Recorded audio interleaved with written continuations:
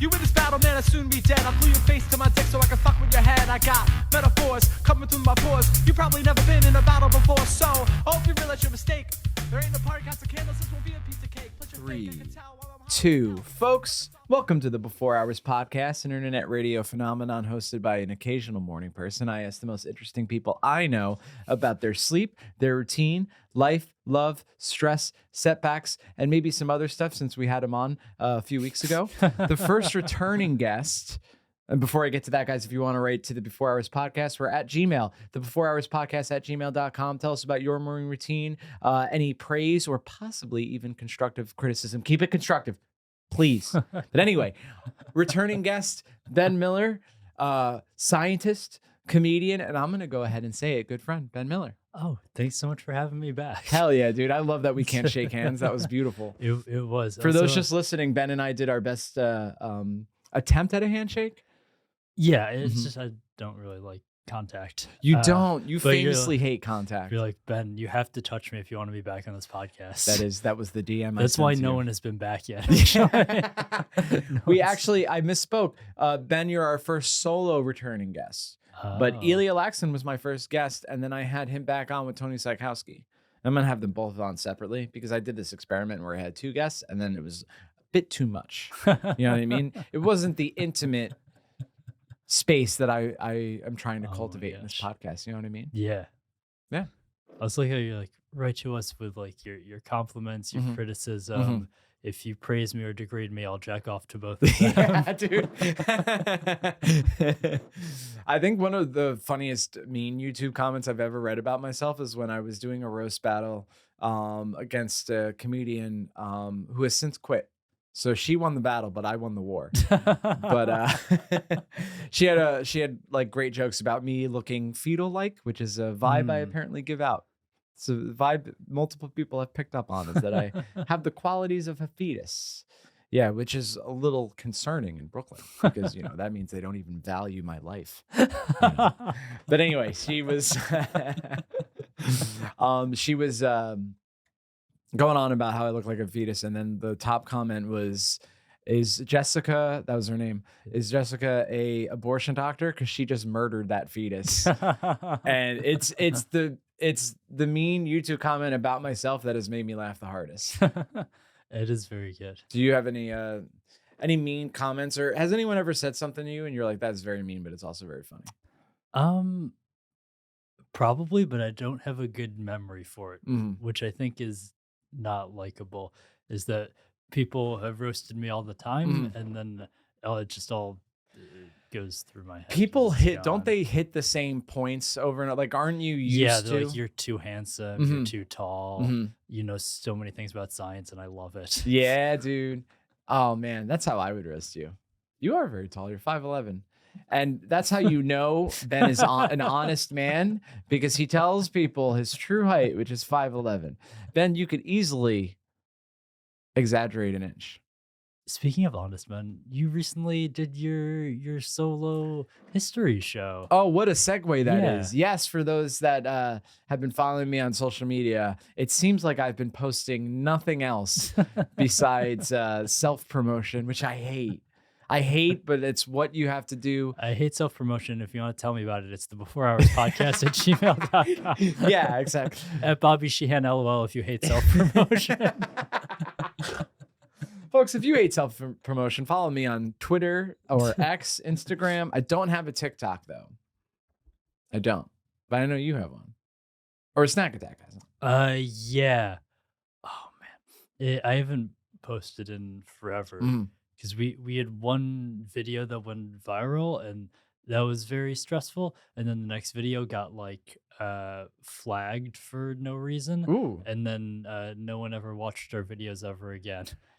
We got like 30,000 followers and then 100 views.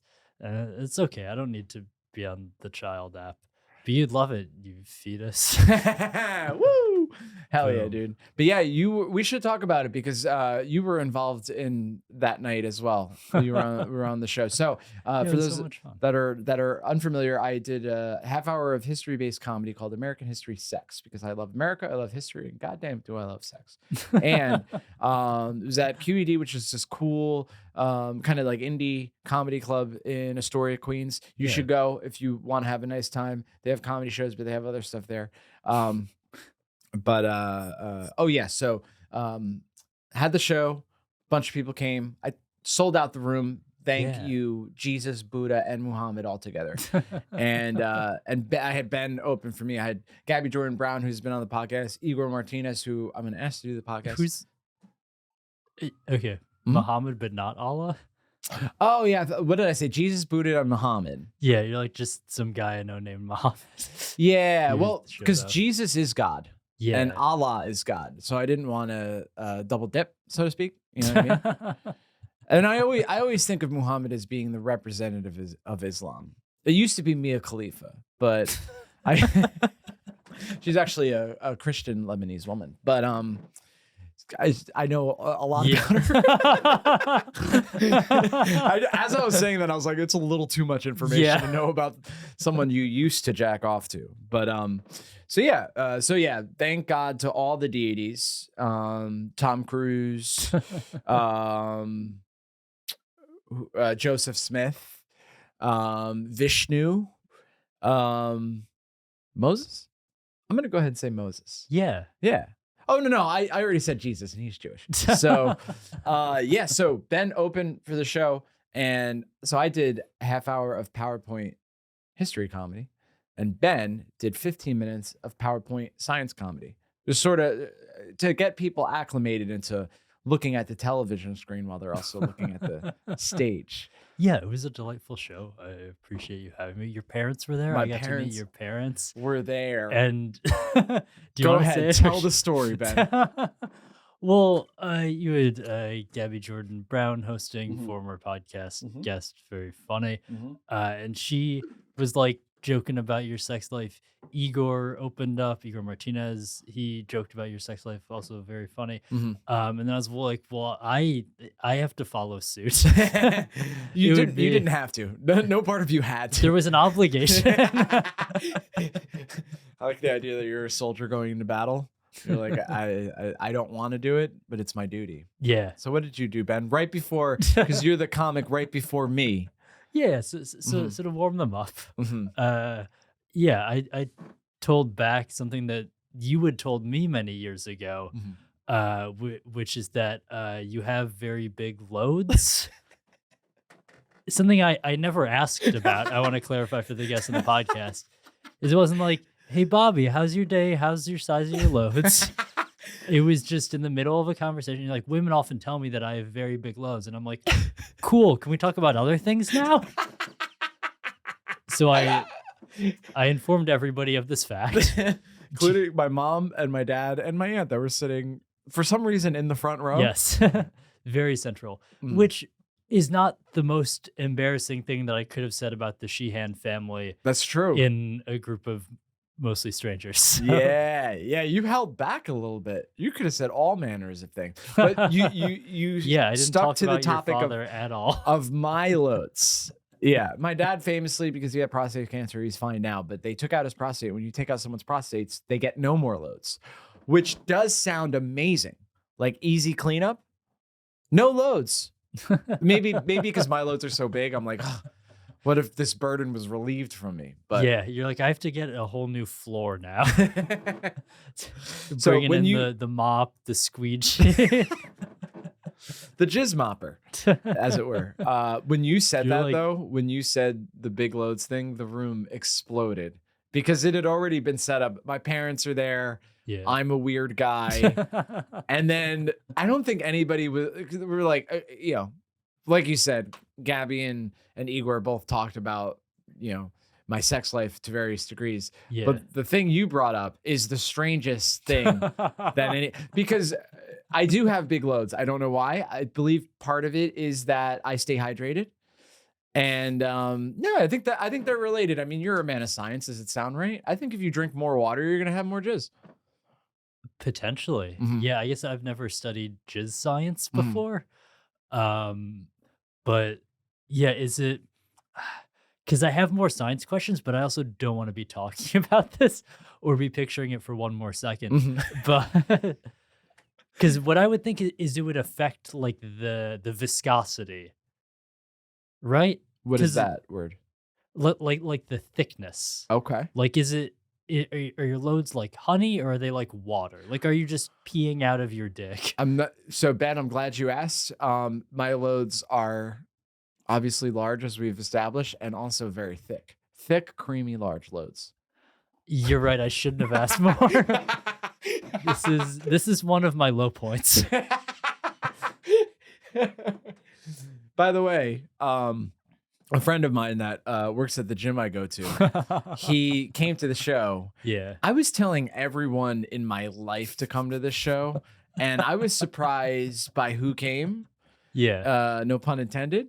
But the first thing he said to me after like we saw each other in the gym after he had came to the show, I was picking up a dumbbell Mm. and he comes up behind me and whispers in my ear, "Be careful, that's a heavy load." And it took me like a full 2 seconds. I'm like, I know how. Oh, yes. So everyone in that room and now everyone listening to the podcast Wow, knows yeah. how thick. It is by the way, it is a compliment that more than one woman has given me. And I do think it's because they feel like they should compliment me on something, you know? And, in every situation, not all the compliments are there for the taking. You know what I mean? So because listen, I'm very efficient sometimes when it comes to lovemaking. Efficient, Ben.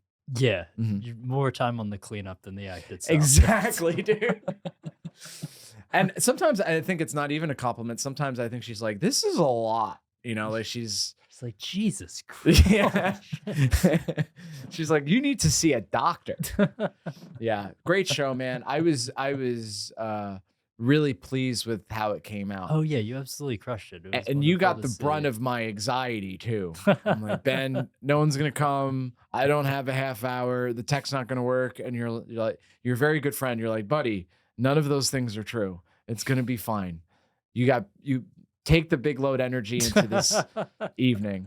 And the show went well. But the day after, I really enjoyed the day after because I woke Mm. up and I didn't have any iPhone reminders. You know what I mean? I just had a nice time. Yeah, you just got to sleep late.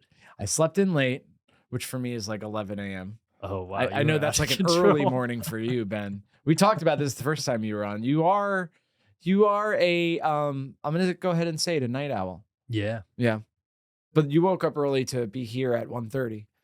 Yeah. Yeah. Last night I watched like a 4-hour YouTube video essay on plagiarism. On plagiarism. Yeah. Tell me about plagiarism.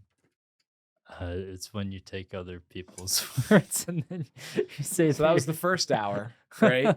What was the next 3 hours? Did the algorithm feed you this video? Yeah, it's like, it's 1 a.m. and you probably don't want to go to sleep for a while and I'm like, yeah, you're right. Mm-hmm. So that was what I did. Yeah, I'm fascinated by plagiarism. I feel like it's a new phenomenon. I mean, not the idea of like people taking credit, but like, I don't know. I think of comedy. Stand-up comedy Wow. evolved from vaudeville, and vaudeville was like, it was nobody's act. It was just Yeah. you did jokes. Like it was a variety show where you'd have a bearded lady and like some sort of elephant doing a Yeah, balancing and then act. your dad's performing. Yeah. By the way, I should say my parents loved the show and they loved all of the new things that they learned about me. And my dad said to you regarding my big loads that quote, "It runs in the family."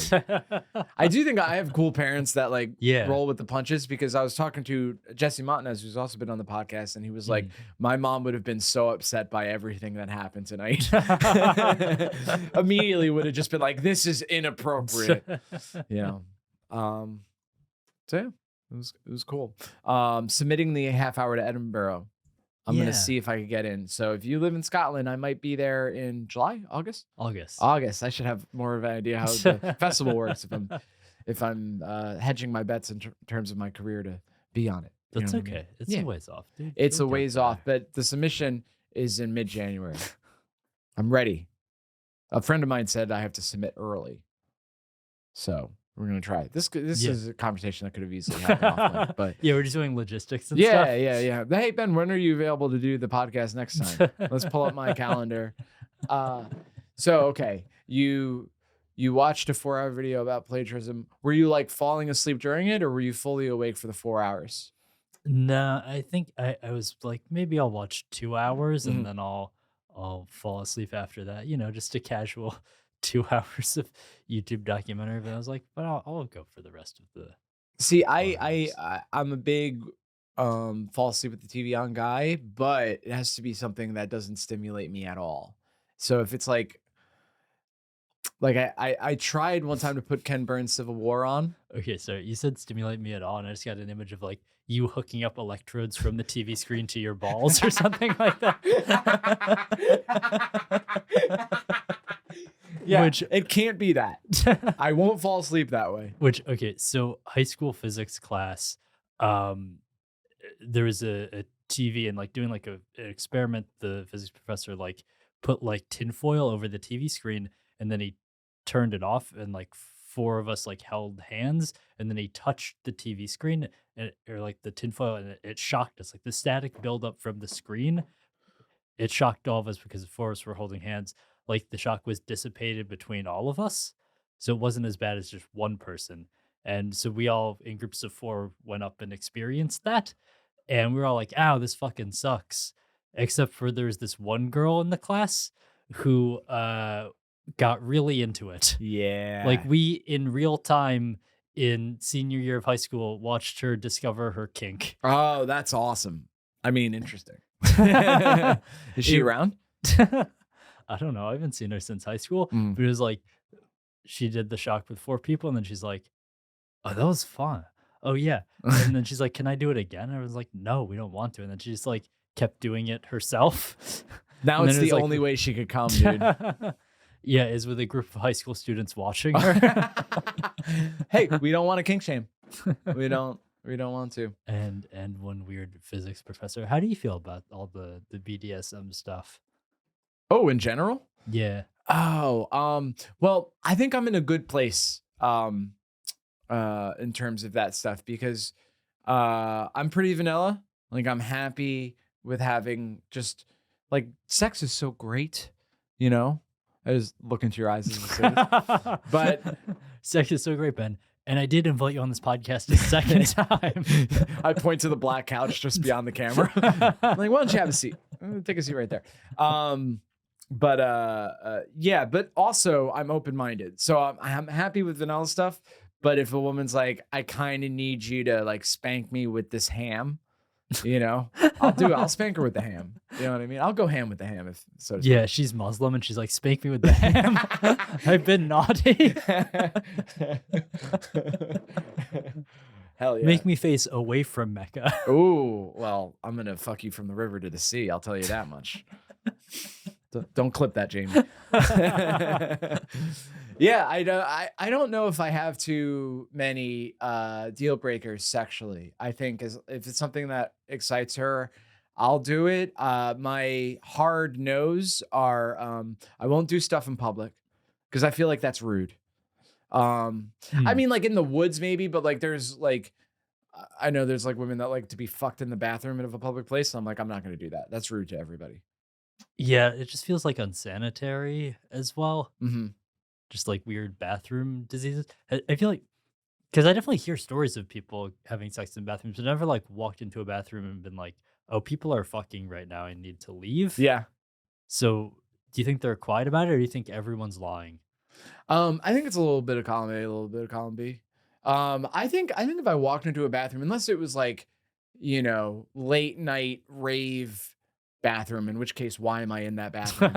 But unless it's that, I think if somebody was fucking in a I'd be like a little annoyed. I'd be like, guys, can't you just like?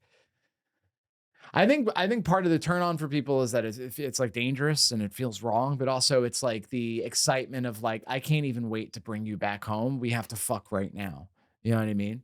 But I just can't key into it. I think it's one of the things I can't imagine a scenario in which I would do it. And I can't say that about most things. Also, stay out of my butt.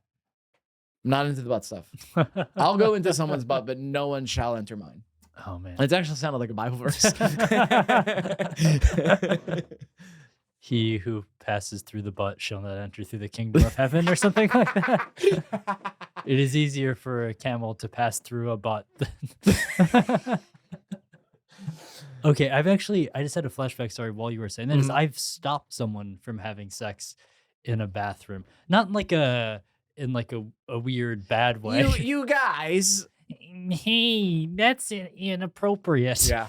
This is in college. There's a dance club in New York City that my friends would sometimes drag me to. It's called Le Bain. It's like top floor of a hotel. Oui. There's a pool next to the dance floor that you can just go in. Ooh. And then, okay, so this night there was like in addition to the DJ, like a 3-piece jazz band At the same time. Yeah, like playing over the dance music. And it was clearly like a hell gig for them. Like they did not want to be there. And like the trumpet player kept being like, hey, and here, round of applause for the saxophonist. And everyone's like, woo. And he's like, no, round of applause for the saxophonist. Oh, geez. Yeah. Sometimes you got to accept the woo. And I know, real serious stuff. But so my friend was very drunk and was like making out with this girl in the hot tub pool area, and the security guards were like rolling their eyes and stuff because clearly they see it all the time. And I was also the only other sober person there. So I was like, hey, I'm you sorry and the security guards. So I was like, hey, I'm sorry about my friend. And then for some reason he and the girl got out of the pool, and my friend, he's like, I'm gonna go to the bathroom to have sex with her. And I was like, do you have a condom? Because I was like, sure, having sex in the bathroom, but there's no way you want to get someone pregnant at a nightclub bathroom hookup. That sounds like one of the worst ways to become a father that I've ever heard of. So he's like, no, I don't have a condom. I was like, you can't do this. And then I see him like drunkenly thinking about it. Yeah. And I was like, you're right. I can't do this. So I think I did a good thing. You did a good thing, dude. You prevented a mistake. You possibly, and this makes you very powerful, prevented a human life from being formed. Yeah. I giveth like a life and I taketh it away. That's you, dude. Yeah. That's the end of your manifesto, if I remember correctly. That is coming to a mall near you.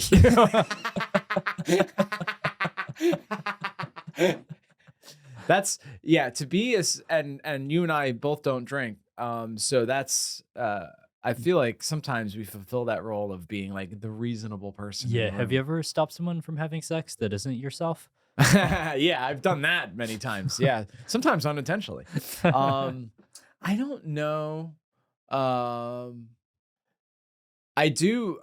So Mark Henley, a mutual friend of mine, I've been trying to get him to stop raw dogging. Because his thing is if a woman, and he said this publicly, so he won't mind me sharing, but if a woman is like, I'm on the pill, he's like, that's all the information I need. The pill's just SSRIs. Yeah. Don't worry, my pussy is so dry you won't be able to ejaculate inside of it. Ejaculate, how clinical. But yeah, to me, that's the scariest thing. I think I talked about this on the podcast once. I had a condom. I've had the condom break a few times. One time I had a condom break. Well, I mean, who could hold back a load that big? I know. Maybe that's the issue. You know what? And hopefully they don't sue me for this. Trojan bear skin, not good. Don't. Bear skin is not. By the way, I mean bear, BARE, not BEAR. Yeah, you're not like Grizzly Man. It's like, why is the condom so furry and smells like salmon? But yeah, don't use bearskin condoms. Pussy smells like fish because you keep fucking it with salmon condoms. And it's like this weird masculinity thing. I'm fucking like a bear right now. My dick is a bear. Okay. He just came out of hibernation and he's ready to swim for fish, if you know what I'm saying. I don't know if I told this story in the podcast, but my first time putting on a condom, it was by myself. I was getting ready for the big day. I was 16. No Catholic school, no sex education whatsoever. I bought condoms, hid them from my parents, and I took the condom and I took the condom out of the package and then unrolled the condom, not on my penis, between my two hands, and then tried to put it on. I'm like, I don't understand how this works. And then in front of my friends later, I was like, does anyone know how to put on a condom? And my friend was like, you roll it onto your penis. And as soon as he said that, I'm like, of course. But I've been watching pornography for years, but of course they don't. Sometimes I think if it's an innocent mistake, but like they do, if you like you unroll it, you like hold it up to the light. Yeah, make sure Like there's no. Yeah, it's not like a counterfeit condom.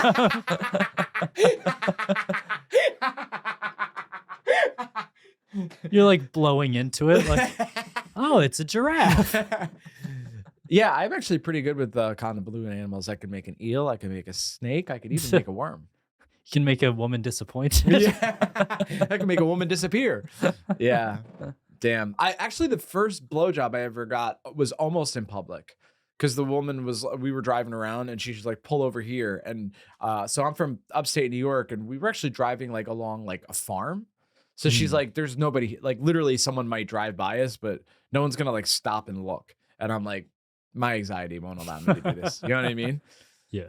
Because we both lived with our parents. So she was like, well, then we have to wait like until later when I know my parents aren't home. And I'm like, that's perfect. I will. That's the only thing that like, cause I'm famously horny. Okay, Ben. I know, because I said, "Hey, I'm running 10 minutes late," and your response was, "I'm horny." I am. What can I'm embracing it. You know what I mean? And I just wanted to listen. You seemed anxious about being late, and I didn't want you to be anxious, so I decided to make you feel better by letting you know that I was also feeling an unpleasant emotion. I mean, it's not an unpleasant emotion, but it's not an emotion you want in the middle of the afternoon because you can't do anything about it. And I feel like you gotta wait till your parents leave. Yeah. I feel like if I jack off too early in the day, I've sort of fucked up my brain chemistry a little bit. You know what I mean? Like coming should be something that happens right before you go to sleep. I do feel that way. Do you disagree?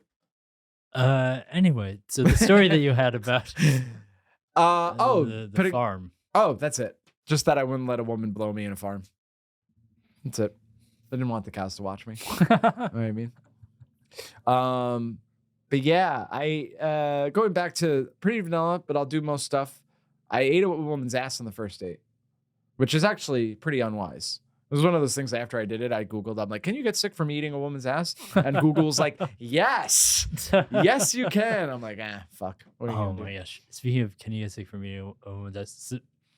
For some reason, this came up at an open mic, and then I had to backtrack and explain how I know this. Someone was like, can you get, like if someone does drugs and then you eat their load, can you get high from ingesting modern day philosophers, dude? And I was like, I know the answer to this question.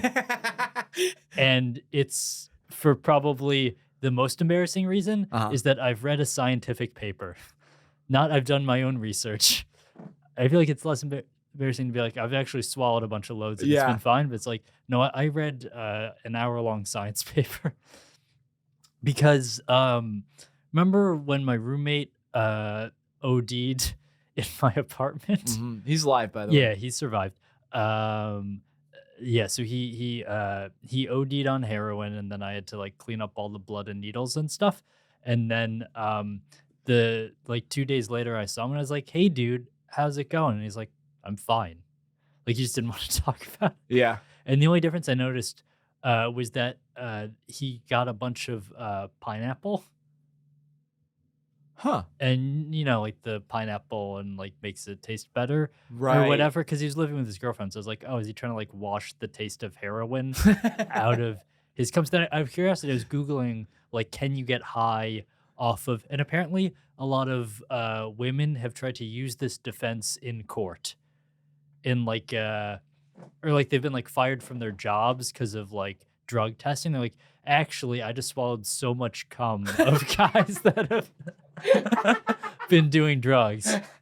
I'm So- not an addict. I'm just a big slut. Which I'm sorry for saying the word slut. It was just the funniest word to say. Mhm. And I'm sorry I'm not an addict. I'm just really cool. Is that- Yeah, I'm the only thing I'm addicted to is cum. And if that's a crime honor, then you better lock me away. Yeah, so scientists were like, we have to Mhm. study this. That what they did is in the paper, they talked about how they put out an ad about who wants to do a bunch of heroin for free and then come and we'll pay you money. Which who responded to this ad? It sounds like a trap from the feds, right? But eventually they got some brave souls to do it. Mhm. And they found out that it's such a small quantity, you'd literally have to swallow, I think it was like 1 million or 5 million loads to get the equivalent of like one average dose of heroin. Oh my Like you god! can't get high off of it, Damn. even if you tried. Like you die just from like overhydration. Here lives our dearly beloved, just loved cum a little too much in the arms of an angel. Just a whole bunch of men go to her funeral. all the men whose cum they drank, and they all like pour one out for the homie, which is another load. They're burying her in loads. Oh. Man, that'd be so uncomfortable. Instead of the cold sound of dirt hitting the coffin, just a wet splash.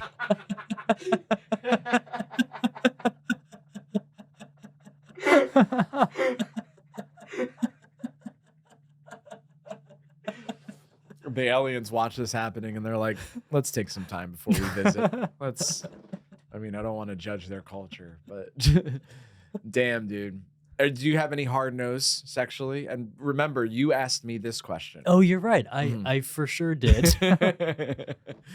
Which, yeah, no one's asked me anything yet that I've said no to. Potentially there will be that day, but I feel like I'm generally open to doing whatever.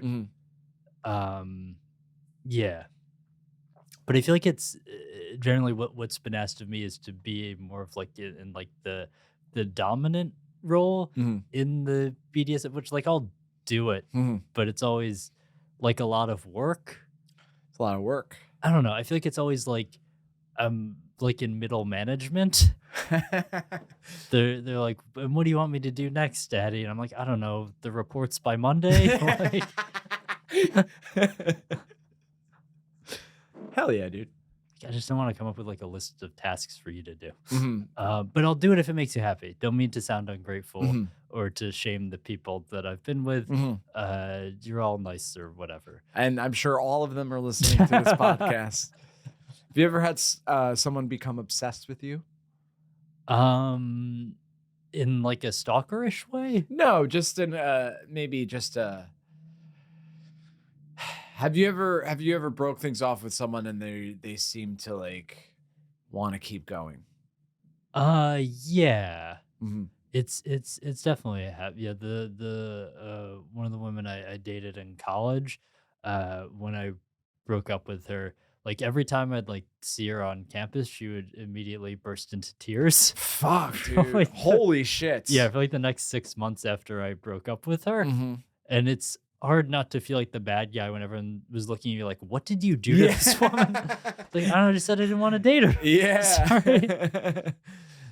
But then it was like a couple years later, and like I was like, I'll send like a text being like, hey, do you want to catch up as friends? And then it became very clear at the friend meetup that she thought this was a hey, we're gonna get back together meetup.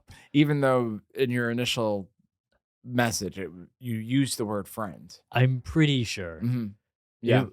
Yeah, I'd have to go back and check the text, so maybe I'm messing. I go back and check, and it's like, hey, I can't stop thinking about you. You're the only one for me.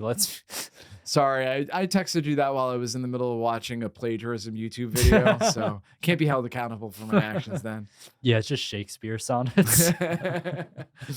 ChatGPT. This is before that. So yeah, okay, so that must have been awkward because you're on this friend catch-up thing and she's like, All right, so we're dating again. So you are my boyfriend once more. Don't break up with me again. I can't burst into tears every day for 6 months. Can't go through that again. Yeah. Mm.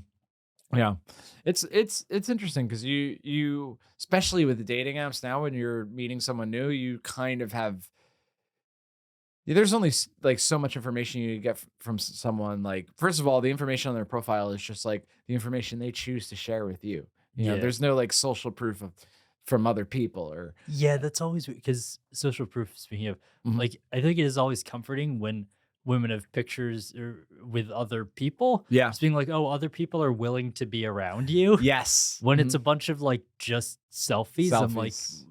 What happened?" Yeah. And I feel that way about my dating profiles a lot of times because I have a lot of pictures. The good pictures of me are ones that other people have taken on stage and my Yeah. headshots. So it just looks like that's my entire personality. Is like I'm a performer. And I'm like, nah, I Yeah. also hang out with my friends and Bobby's stuff. all business. All business. One thing you gotta know about Bobby.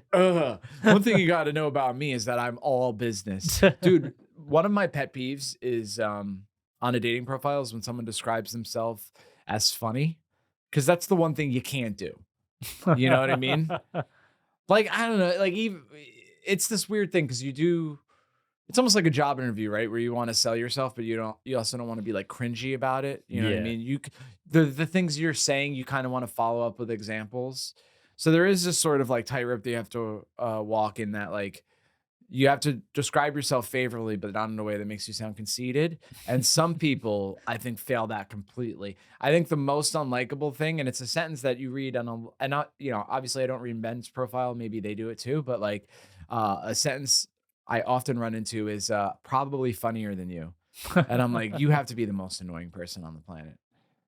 I don't know though. I think it's honestly possible. We read that and we're like, this sucks because Mhm. we're around like some of the funniest people Mhm. around. Mhm. I said around twice and I am hating myself for it. Yeah, you should. Uh, but yeah, but so we're around people being funny nonstop. Mm. But I feel like the average guy on a dating app is probably fine. Yeah, it's fine. I think most people are funny, and being funny is like, Oh, that's a very nice perspective. yeah. No, that is, and I think you're right. We don't own being funny as comedians. Everyone can be funny. Yeah. People often find that out when they'll like crowd work someone Mhm. and they say a funny thing. The comedian's like, "But what?" Yeah. I'm the haha guy here. Yeah, we should be able to do is actually riff on them and then say a funnier thing Mhm. because you do this professionally, Mhm. hopefully. Yeah, but I don't know. I think the arrogance of saying like, I bet I'm funnier than you, they're probably going to be annoying. You know what I mean? But then again, I bet there's people that their profile comes off as if they're annoying and maybe they're not, Yeah. because I know that the opposite is true. Where I'm like, this person's gonna be cool. Then you're with them face to face, and you're like, I cannot believe how much this person is talking. Yeah, that's why I only match with people that seem like they suck, actually. There you go. So you keep your expectations low, so you're never disappointed.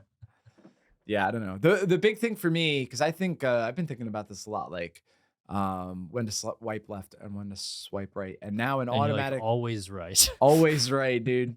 Right as rain. No, if they don't have anything in their profile, I'm like, it's just not gonna happen. Yeah. Because the few times I match with like a woman's attractive and she checks some of my boxes, and then I'm like, I guess I'll figure out what her thing is like through messaging. But a person with a blank profile is also 99% of the time a person that gives you like one word answers. Yeah. Sometimes though people are like new or they like feel uncomfortable Mhm. engaging with it, so they don't try so that they can be like, well, I didn't even care about this anyway. Mhm. Um yeah. I think I'm trying to remember. I think the last time I went on a date with a woman that I didn't meet on a dating app was that French woman where I had I already told the story on the Yeah. podcast, but that you already know it as well. And that was like a few months ago. And before that, I think pre-COVID was the last time. Yeah, for me it's been like all dating apps except for like twice after comedy shows. That's the thing. I met the I met that woman after a comedy show. I'm sure I've told you this story years ago, but I'll tell it to you again. I think this is like when I just started comedy. It's maybe like 3 months in, so I was like 20 years old at the time. Mhm. And after a show, um, like someone, she was like friends with the comedian. We were all like hanging out, and then afterwards, like she leaves, and one of the comedians is like, "My friend likes you. You should date her. Here's her business card." Ooh. And so yeah, I like text her. We set a date, and oh no, maybe I was. Oh no, I was 20. So we went to a bar, but I was nervous about being carded the whole time. Yeah. And we find out within like 5 minutes of sitting down that she's 30 and Ooh. I'm 20. Which That's how old Lincoln and Mary Todd were when they met, though. really, But Lincoln was 30 and Mary Todd I was was 20. the Mary Todd. You were the Mary Todd. That's always how I thought of you. Which I think I was fine with, but she definitely was uncomfortable, Oh, which is, I think, healthy. No, you think she should be like, I love how young you are. I think 10 years in either direction is not that bad. It's not crazy. Yeah. But yeah, and I thought that I was going to be like cool and impress her because Mhm. normally I don't drink water, but I decided to get a Sprite at the bar. Okay. Yeah, if you get a Sprite at the bar, she will be impressed. Yeah, but it was real uncomfortable. Okay. Didn't go anywhere? Yeah. No. It is what it is.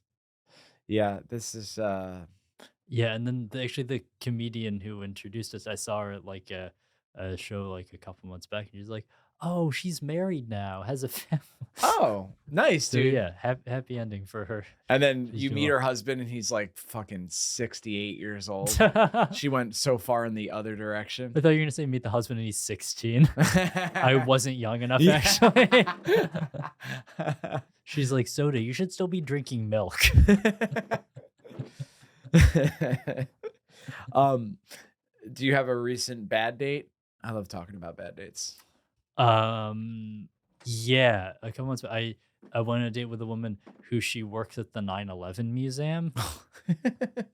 Hell yeah, dude. Yeah, and that wasn't why the date was bad. Oh my God. Okay. Because that could be fun. That could be cool if she likes history or she likes 9/11. Yeah, whatever side of 9/11 she's Yeah. on. Listen, I'm willing to hear both perspectives.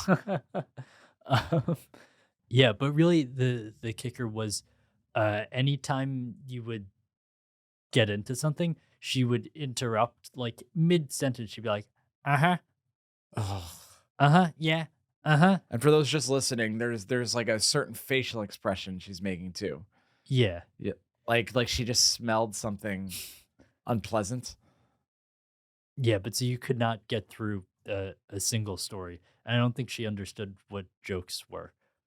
That's Um, rough. That is actually a deal breaker. Working at the 9/11 museum and being humorless. Oh, yeah, dude. Because it's like, listen, if you work at the 9/11 museum, I think that's very cool. That's interesting.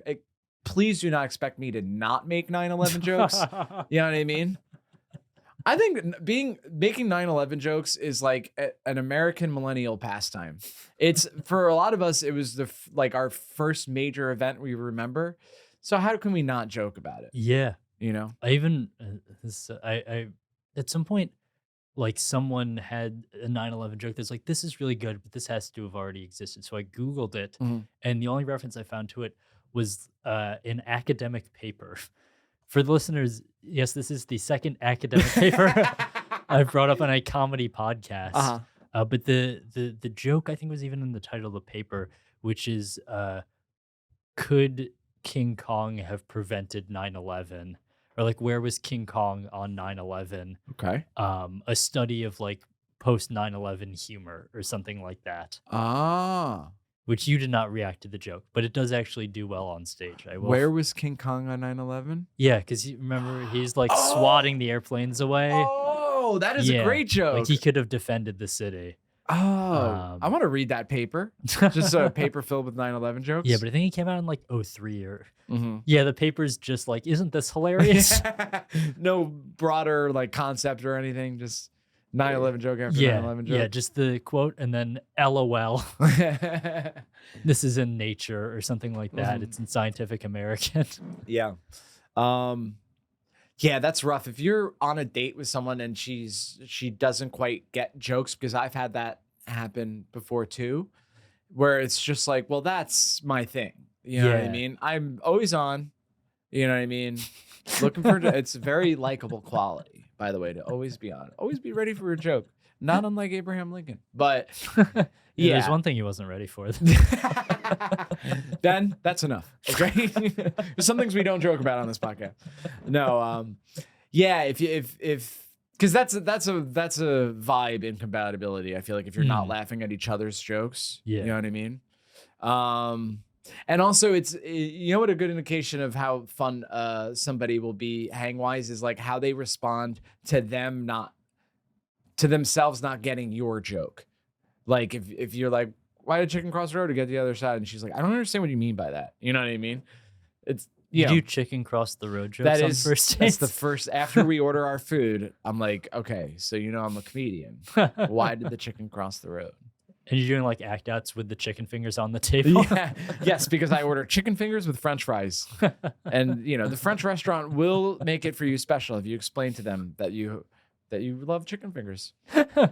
Actually, Go to a fancy French restaurant. And you're like, can I order off the children's menu? dude, I dated. No, I'm sorry, I didn't date this woman. I worked with this woman, and she. You're like, I dated her in my head for months. Yeah, dude. She's a lawyer. This is when I worked in a law office, and she's like very tough business lady lawyer. Is this a Hallmark original movie? Yeah. And her husband, he was I think he was a little older, and he was like a working class guy. I think he was a mechanic. And so you know, I've seen them together before. They seem happy. But she was telling me once, she's like, the thing about my husband is, and she's saying this with like affection. Yeah. She's going, he only gets chicken fingers and French fries wherever we go, even if it's not on the menu. And I'm like, that's the most childish thing I've ever. Yeah. That is so wild. The thing I love about my husband is he's my little baby boy. Maybe, dude. Maybe she should have linked up with that 30-year-old woman you went on a date with when you were 20. Yeah, that's okay. So that seems pretty painful to be on a date with someone that they don't get your. Also, in general, when they're sort of negative, like I guess a quality I seek is like to some level like fun, positive energy. You know what I mean? And when someone's just like temperamentally pessimistic. And not even necessarily in a funny way, because there is a funny way to be like, yeah, well, this sucks, but life sucks, but you know, whatever. Almost like you're enjoying the ship sinking. That type of negativity, if it's like has like fun levity to it, but if you're just like a negative person, it's not gonna vibe with me. I don't know. Do you have any deal breakers? I don't know. I feel like I'm pretty open to whoever, but. Yeah, I guess probably, not being compatible humor-wise is pretty important. Yeah. Yeah, you don't even have to respect me or what I do. Yeah. In fact, it's better if you don't. Yeah, I think for me, it's also another turnoff that I see on dating apps is like a list of requirements. I remember one time there was the bio of a woman's dating profile was I just got completely what was the phrase she used? I just got completely blindsided by someone I thought was gonna be the love of my life. And so now I'm back on this thing. And I'm like, why did you I get that that's what happened, but why would you open that? That's not fun. her bio is essentially like, I'm gonna say his name in bad. Yeah. Dude, oh, that's a thing. Have you ever been on a date and she keeps bringing up her ex? Not that I can recall. It's probably happened, Yeah. but I've been like, oh, she has interest. That's cool. Yeah. Dude, I don't know if this is too far in the other direction, but if it happens to come up, like I want to bring up a story that if I'm on a first date and I will, instead of saying my ex, I will say my friend. Like, oh, my friend and I, we did this. Which I don't think is a lie because she's also my friend. in addition to being my ex. So but my friend was trying to blow me in this field. yeah. Just one of my bros just give me a blowjob in the middle of a field. Yeah, I will. I also do the same where I'll like actively I just want to even tell the story if it involves. Yeah. Mhm. Because I'm like, hey, babe, you're the first one I've ever been with. Exactly. Yeah. You explain that you're a virgin and you're excited to have sex for the first time after you get married. How does this condom work? I'm just unrolling it first. Of course, I won't be using a condom because the night we consummate the marriage is also the night I inseminate you. Isn't that weird that that's some people's relationship to sex is that they have it for the first time in their honeymoon when they're 19? Isn't that crazy? Like certain religious people, that's Yeah. that's not a great system. I mean, and we've gone too far in the other direction where I think like, okay, I'm 45 and I've slept with a bunch of people and I've had a bunch of relationships and now I'm all jaded. Like that might not be the answer either. But I think you can't make big decisions when you're 18 or 19 years old, unless it's to join the military. In one case, that's totally fine. Yeah. Yeah. Yeah. Joining the military is one of the things where it's like, it doesn't mean anything to me, but also they would never take me because of everything wrong with my body. Yeah. Is I'm such a broken person on the outside that I have like 2 different medical excuses. Okay. Is pectus excavatum Yeah, one? pectus excavatum. Yeah, is my chest caves in and I Mhm. breathe real bad, And and you that would- can't be wheezing on the battlefield. So you can't get drafted. yeah, Is this something you looked into? Not that seriously, but it is a thing where there are certain physical requirements. Okay. And then is also I'm underweight, so I'm too pretty to be You're too too pretty to be drafted. I'm too sexy for the army, too sexy for the navy, too sexy for the space force. Listen, if your cheekbones are sunken in, you better be walking down the catwalk, not the battlefield. Hell yeah, dude. But you could wear camo on the catwalk.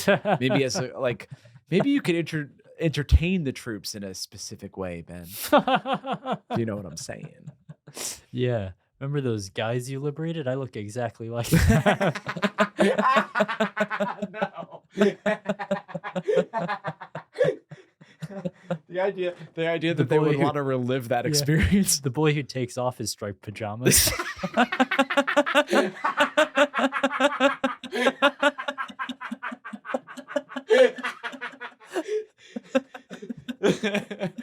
Oh fuck, we're both going to hell, dude. That woman that worked at the 9/11 museum would be so disappointed in us. The whole time Yeah. she's just like, okay.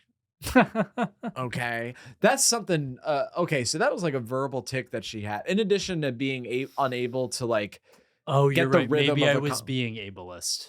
I don't think so. No. I don't mean tick as in an actual tick. I mean like it's two things at once. It's she's making an unpleasant noise, which you can't like you can't really like you can't help how you talk or how your voice sounds. Yeah. But I feel like the bigger problem is she didn't get the rhythm of conversation. yes, Mhm. for sure. Yeah, is the no allowing of like build up or Mhm. like tension or anything like that. I feel you- like that's a lot of oddly enough it's an issue that I think a lot of comedians have because a lot of comedians they like to hear themselves talk and that makes sense, right? Yeah. And I put myself in that category. I love to hear the sound of my own voice. Why I have a podcast, why I do stand up. But they'll dominate a conversation where I'm like, dude, no one's going to want to talk to you because you're just doing monologues at people. I don't know. Have you experienced that? It's just me having sat here not saying a word for 45 minutes. Yeah. And you're like, and so Ben, have you experienced that? Have you experienced someone dominating a conversation? Yeah. Because it's annoying when it happens. yeah. Like it's all- infuriating. Like someone just keeps talking and talking. It's like let the other person have a chance for once. Yeah, I'm more of a sub when it comes to conversations. And I don't know how to navigate that if someone's truly to me, I'm just not going to get this close to this person. 'Cause It's Yeah. aggravating to try to talk to them. For sure. Which I'll generally let someone dominate a conversation because I don't speak up for myself ever. But on podcasts specifically, I do make an effort to be like, I need to be saying words now. Mhm. I was brought here to say words. Mhm. Yeah, 100%. Oh wait, so a deal breaker is not. This makes it sound like I'm trying to fuck you. Like, what are your deal breakers, Ben? And do Like- I qualify for any of them? You invite me back for a third time, and you're like, "I'm your perfect woman, Ben." Ben, I finally did it. No pressure, but this is the third podcast, and I follow the third podcast date rule. Yeah. Well, do you think you could be drafted into the military, or they would also reject you? So I don't know if they want me on the front lines, but I don't have any like physical ailments. You know what I mean? Yeah. Yeah, that's true. You do put a lot of time into working on your body, But I'm not and- strong. And I think I'm not strong, and I don't have a lot of stamina. So I think the Army doesn't care about how nice your body looks. It's just what I put all my attention. Dude, I'm straight up curls for the girls. Okay. I don't, some people are like, I'm doing it for me. I'm like, I'm doing it. I'm doing it for her. I'm doing it for her, dude. I'm with her. I'm with her. Yeah. Yeah. I want Hillary Clinton to love my biceps, dude. I think nothing disqualifies me Like, from the hey, I'm draft. sorry about that election, but how about this? Yeah. Hey, I know you're big into gun reform, but how about these? Yeah, I'm nobody's first choice, but I also think like if we're in an emergency situation, which is what a draft is, I think they'll take me. Although I'm 33, so I think I got like 2 years left. Oh, you think you become too old for it, and then you're like, I'm sorry, I can't be in the military. I can only become president now. Yes, Those are well, the two options. I think that I think that the cutoff is for the draft is 35. I don't know. My great uncle who died in the Pacific during World War II, actually, he was drafted in his mid 30s. Like he just missed the cutoff. Wow. Yeah, it's pretty fucked up. And I can't remember if I told this story on the podcast before, but my grandfather and my great uncle, the one who died, were drafted at the same time, and they were in the same building. And the way they divided people up was if you were at the beginning of the alphabet, you went in infantry. And my great uncle, his last name was Lawless. And my grandpa, of course, his last name was Sheehan. So if they had just done it the other way around, folks, you wouldn't be listening to the 4 Hours podcast right now. Wow. Isn't that crazy?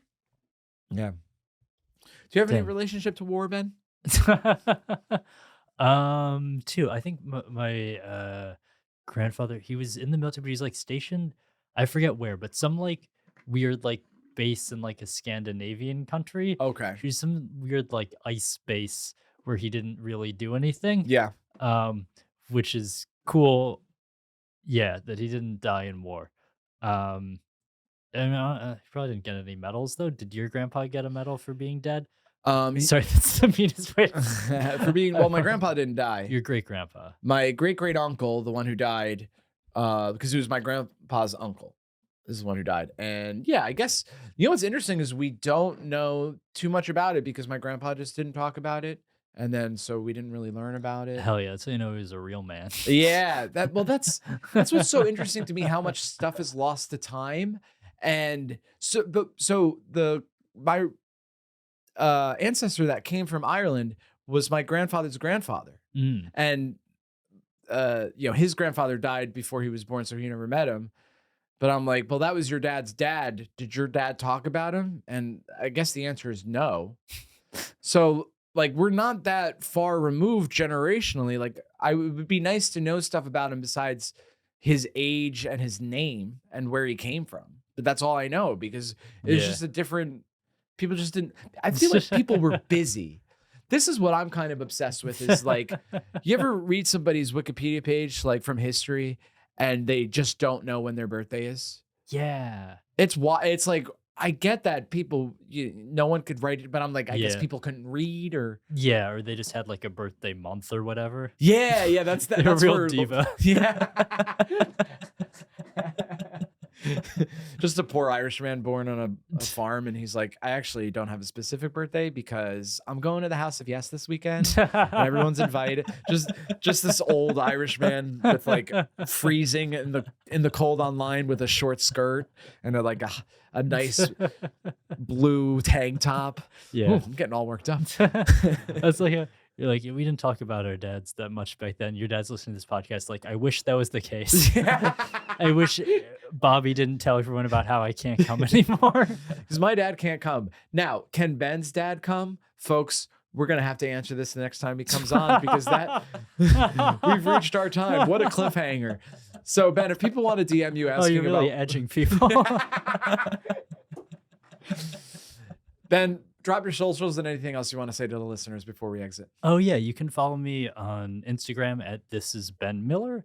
I'm touring the US and Europe and stuff. So come see me do a show. I'm all around all the places. Hell yeah, dude. Definitely come to Ben's show. He's hilarious. We're going to have you back on, Ben. Thank you so much for joining us. Thanks for having me. And remember, folks, early to bed, early to rise makes a man healthy, wealthy, and wise. I'm just playing night owls. You know I love you. Thank you.